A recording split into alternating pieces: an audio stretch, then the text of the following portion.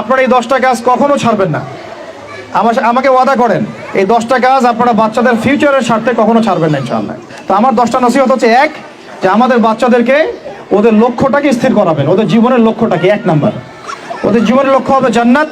এবং আমাদের বরেণ্য যে মানে সিংহ পুরুষরা আছেন উম্মার, ওদেরকে চিনাই দিবেন, ওদের মতো ওদেরকে হতে বলবেন। তোমাকে হামজার মতো হতে হবে, তোমাকে খালিদের মতো হতে হবে, তোমাকে ওমর ইবনে খাত্তাবের মতো হতে হবে, তোমাকে আলী ইবনে আবি তালেবের মতো হতে হবে, তোমাকে মারিয়াম আলাইহিস সালামের মতো হতে হবে, তোমাকে আয়েশার মতো হতে হবে। এই চেতনাগুলো ছোটবেলা থেকে ওর মধ্যে ইনস্টল করে। ও সামনে একটা রোল মডেল দেখবে যে আমাকে এরকম হতো। এইসব ক্যাটরিনা সব ফেলান, এগুলা পরিমণি সব ফেলান, এগুলা বাদ দেন। যা চলতেছে যে সাকিব টাকিব সব বন্ধ করেন, এইসবের কোনো ফিউচার নাই। এইসব ফিউচার হয়তো দুনিয়াতে কিছু দিতে পারে, কিন্তু পরকালে আল্লাহ পাকের আযাব গজব থেকে বাঁচার কোনো অপশন নাই। 2 নাম্বার, সন্তানকে নিজের মনে করবেন না। সন্তানকে মনে করবেন এটা আল্লাহর আমানত আপনার কাছে। এই আমার ছেলে, এটা আমার ছেলে না, এই ছেলেটা আল্লাহ পাক আমাকে দিয়েছেন। বিশ্বাস করেন আমরা তো ওকে নেওয়ার জন্য চেষ্টাও করি নাই। এমন হয়নি আপনাদের সময়? সন্তান না চেষ্টা করতো সন্তান আসে নাই? কোনো ক্ষেত্রে এমন হয়েছে সন্তান নষ্ট করার মানুষ চেষ্টা করছে, তাও সন্তান আল্লাহ দিয়েছেন। সন্তান আমার না, সন্তান আল্লাহর দেওয়া, আমার কাছে আমানত। একে যদি আমি সুসন্তান রূপে মানুষ না করি, আগামী দিনে ওমর না বানাই, তাহলে আল্লাহ আমাকে ধরবে। That's all. 1 নাম্বার, সন্তানকে ওর গন্তব্য চেনাবেন, ওকে আমাদের সিংহ পুরুষদেরকে পরিচয় করাই দিবেন, ওর মতো তাদের মতো হতে বলবেন। এবং সন্তানকে আপনার নিজের মনে করবেন না, সন্তানকে মনে করবেন আল্লাহর দেওয়া জাস্ট একটা আমানত। 3 নাম্বার, সর্বোচ্চ সেরা কারিকুলাম যারা দিচ্ছে ওই রকম প্রতিষ্ঠানে আপনি ওকে পড়াবেন। এরকম প্রতিষ্ঠান যদি সরকার দেয় তাহলে সরকারি প্রতিষ্ঠানে পড়াবেন, আমার কোনো সমস্যা নেই। যদি না দেয় তাহলে বেসরকারি, আর যদি বেসরকারিও না থাকে তাহলে আমরা গড়ে তুলবো ইনশাআল্লাহ তাআলা। 3 নাম্বার হচ্ছে এটা, 3 নাম্বার। 4 নাম্বার, আল্লাহর ওয়াস্তে, এটা আমি প্রথমে বলতে চাইছিলাম, আল্লাহর ওয়াস্তে ডিভাইসের এডিকশন থেকে বাচ্চাদেরকে বাঁচান। ডিভাইসের এডিকশন এত মারাত্মক যে আমি নিজে এখন কোরআনের আয়াত ভুলে যাচ্ছি দিন দিন। এই ডিভাইস আমার হাতে যেটা আছে এটা একটা পয়জন, এটা একটা হিপনোটাইজ করার যন্ত্র মানুষকে। এই মোবাইলের এডিকশন থেকে বাচ্চাদেরকে বাঁচাবেন আল্লাহর ওয়াস্তে। যদি আপনি বাচ্চাকে হাফেজ বানাতে চান, আলেম বানাতে চান, কারি বানাতে চান, মুহাদ্দিসা বানাতে চান, এটা হাতে থাকলে আপনি পারবেন না। এটাতে এডিক্টেড হয়ে গেলে আপনি কোনোভাবেই বাচ্চাকে মেমোরি ধরে রাখতে পারবেন না। বহু হাফেজে কোরআন ভুলে গেছে দিন দিন এটার কারণে। এটার মধ্যে অ্যাডাল্ট্রি অনেক কিছু আছে, ওরা এগুলো এখন বোঝে, কিন্তু ওরা ছোট নাই এখন। এগুলো একটা কার্টুন দেখতে গিয়ে ওরা 10টা দেখে ফেলবে, আজে বাজে জিনিস দেখে ফেলবে। এটার মানে ব্যবহারটাকে নিয়ন্ত্রণ করেন, ডিভাইস এডিকশনটা বন্ধ করেন। আল্লাহ পাক তৌফিক দান করেন, আমিন। 5 নাম্বার হচ্ছে ম্যানুফ্যাকচার্ড কোনো খাবার বাচ্চাদেরকে খাওয়াবেন না। ফিজিক্যালি ওদেরকে ফিট রাখার চেষ্টা করবেন। ম্যানুফ্যাকচার্ড খাবার মানে একটু আগে দেখলাম যে বাইরের খাবারগুলো এটা খাচ্ছে, চিপস টিপস ইত্যাদি, এগুলা ওর হজম শক্তি নষ্ট করবে, ফিজিক্যাল স্ট্রেংথ নষ্ট করবে, ওর মেমোরি শার্প হতে দিবে না। ওকে ভিতর থেকে ওই যে একটা শব্দ একটু আগে বলেছে এক ভাই যে ব্রয়লার মুরগি বানাই দিবে, আসলেই তাই বানাই দিবে। আমরা ঢাকা শহরে যখন থাকি, ছেলেপেলেদের 15 বছরের ছেলের ভুঁড়ি দেখলে আমাদের মনে হয় যে কি একটা অবস্থা। ফাস্টফুড, পিৎজা, বার্গার, কফি, এইগুলাই ওদের জীবন। তো এইরকম হইলে এই ছেলেপেলেগুলো না ফিজিক্যালি স্ট্রং থাকতে পারবে না মেন্টালি। আর মনে রাখবেন, কোরআনে আল্লাহর কিতাবের মধ্যে আল্লাহ পাক নেতৃত্ব দেওয়ার 2টা গুণাবলী বলেছেন। কয়টা বলেন? মাত্র 2টা। নেতৃত্ব দেওয়ার জন্য ওই রকম জায়গায় যেতে হলে 2টা গুণাবলী এনশিওর করতে হয়। একটা হচ্ছে ফিজিক্যাল স্ট্রেংথ, একটা হচ্ছে ইলমের স্ট্রেংথ। বাসতাতাম ফিল জিসমি ওয়াল ইলম আও বাসতাতাম ফিল ইলমি ওয়াল জিসমি, মানে জ্ঞানে এবং দৈহিক শক্তিতে বলীয়ান হওয়া। ছোটবেলা থেকে খাবারে যদি আপনারা সচেতন না হন, এই বাচ্চারা বড় হয়ে দেখবে যে 15, 20, 30 বছরেই ভেঙে পড়ে গেছে। আমরা এটা চাই না। বিশুদ্ধ খাবার এবং ম্যানুফ্যাকচার্ড খাবার ত্যাগ করা, বাইরের খাবার বন্ধ, এবং যে রুট লেভেল থেকে ভালো খাবার এনে ওদেরকে খাওয়াবেন। পরিষ্কার পরিচ্ছন্নতাকে সর্বোচ্চ গুরুত্ব দিবেন, নিট অ্যান্ড ক্লিন থাকবে আর কি। আমার সাথে আমার পরিবারের যে মাঝে মাঝে যে একটু মিষ্টি ঝগড়া হয়, আমার একটা জিনিস নিয়ে ঝগড়া হয় যে বাচ্চারা পরিষ্কার না কেন, চকচকা না কেন, একদম সবসময় চকচকা থাকবে। না হলে এই যে হাত দিয়ে এটা ধরতেছে, পেটে হাত দিয়ে, মুখে হাত দিবে, পেটটা নষ্ট হয়ে যাবে।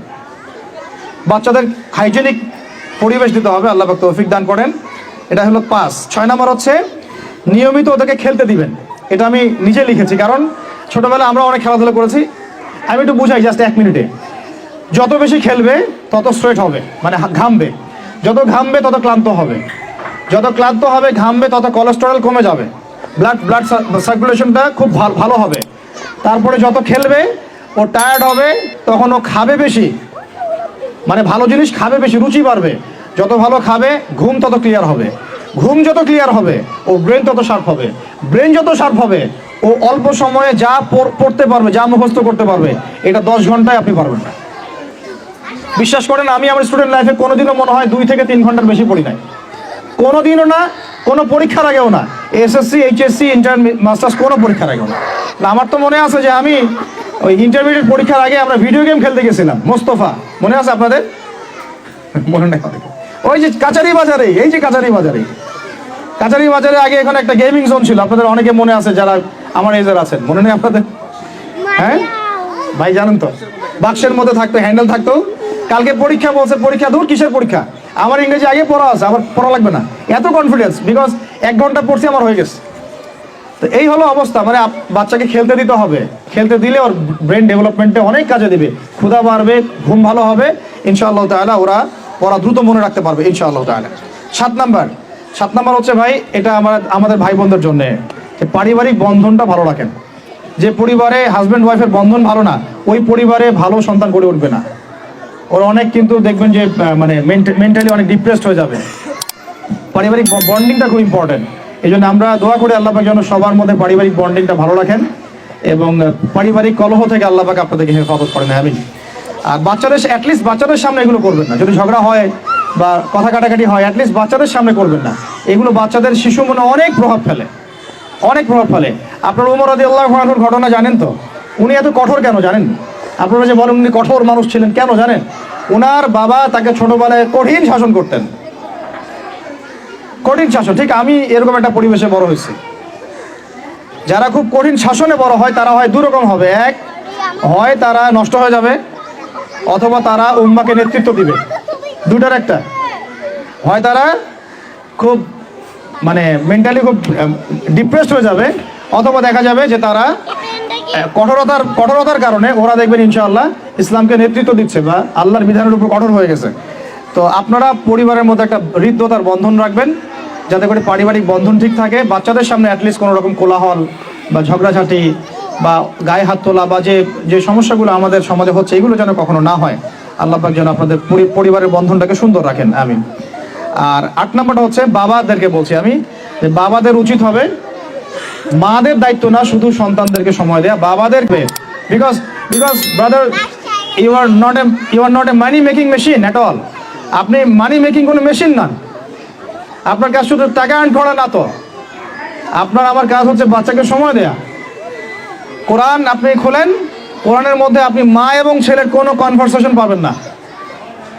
আমার জ্ঞান ক্ষুদ্র, যদি থাকে আমাকে জানায়েন, যে কোনো জায়গায় যদি থাকে, কোনো জায়গায় যদি পান মা এবং ছেলের কনভারসেশন আমাকে জানায়েন।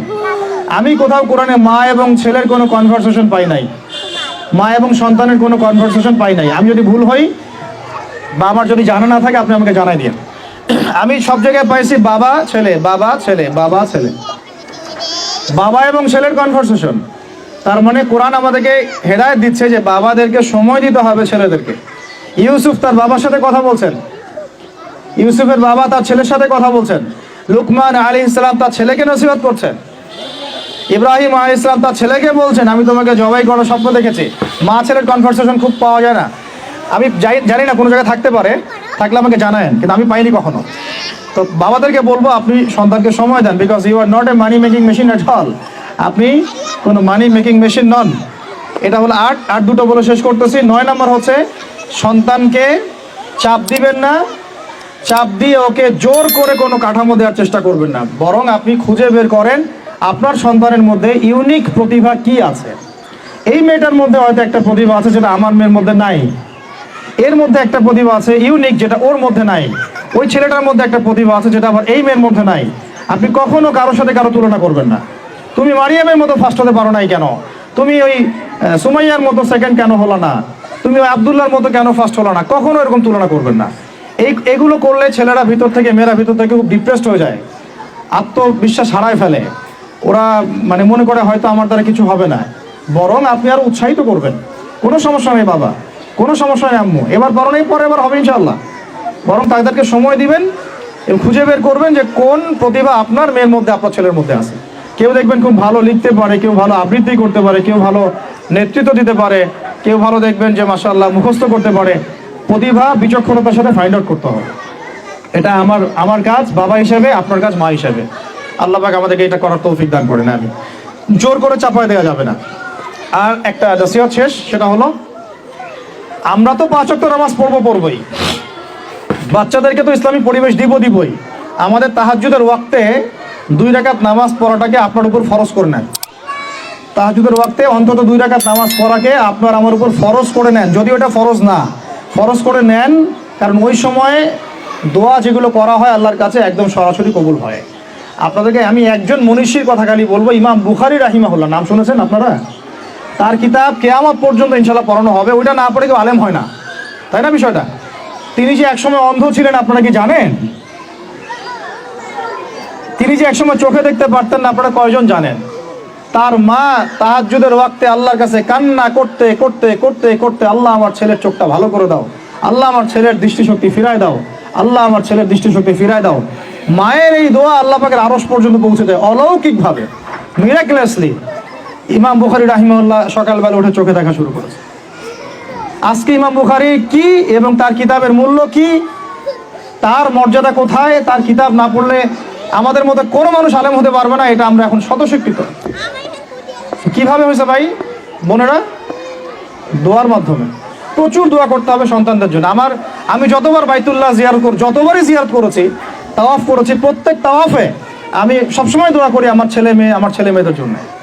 আল্লাহ আমার ছেলে ওসমানকে ওসমান রাদিয়াল্লাহু আনহুর মতো বানাও, শর্টকাট দোয়া আর কি। আমার ছেলে মেয়ে মারিয়ামকে মারিয়াম আলাইহিস সালামের মতো বানায় দাও। আল্লাহ আমার মেয়ে আয়েশাকে আয়েশা রাদিয়াল্লাহু আনহার মতো বানায় দাও। আল্লাহ আমার ছেলে ওমরকে ওমর ইবনে খাত্তাবের মতো বানায় দাও। আপনারা এবার দোয়া করতে থাকেন, দোয়া কবুলের সময়গুলো খুঁজে খুঁজে বের করে দোয়া করতে থাকতে হবে ইনশাআল্লাহ। বাবা মার দোয়া আল্লাহ পাক ফেলবেন না ইনশাআল্লাহ। আল্লাহ পাক আমাদেরকে এই বিষয়গুলো আমল করার তৌফিক দান করেন। আর সব সময় ছেলে মেয়েদেরকে আত্মবিশ্বাস দিবেন, যত তাদেরকে কনফিডেন্স দিবেন ওরা আরো ভালো করবে। যত ধমক দিবেন এই তুই পারিস না, তোর দ্বারা হয় না, তুই কি করস, ইত্যাদি ইত্যাদি, তত দেখবেন ও আর পারতেছে না। আমি বেসিক্যালি ছোট থেকে যে বড় হয়েছি, এই জিনিসটার অনেক ঘাটতিতে বড় হয়েছে, কনফিডেন্স না দেয়া। তবে সবাই সবকিছু হয় না, কিছু ব্যতিক্রম বিষয় থাকে।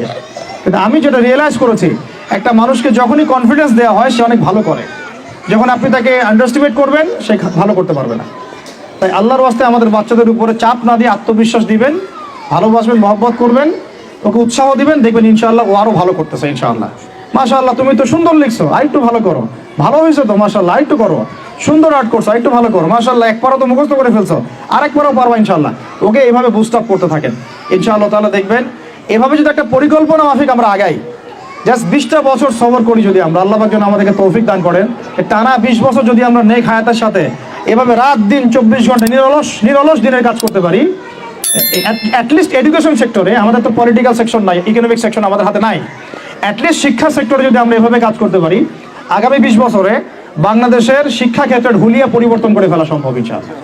কারণ সবকিছু নতুন করে করা লাগবে না, আমরা শুধু সমন্বয় করব, পরিবেশ করব এবং আমাদের জানমাল, সময়, শ্রম, জমি জমা এগুলো ওয়াকফ করবো ইনশাআল্লাহ আল্লাহর জন্য। এবং এগুলো করলে লাভ কি হবে?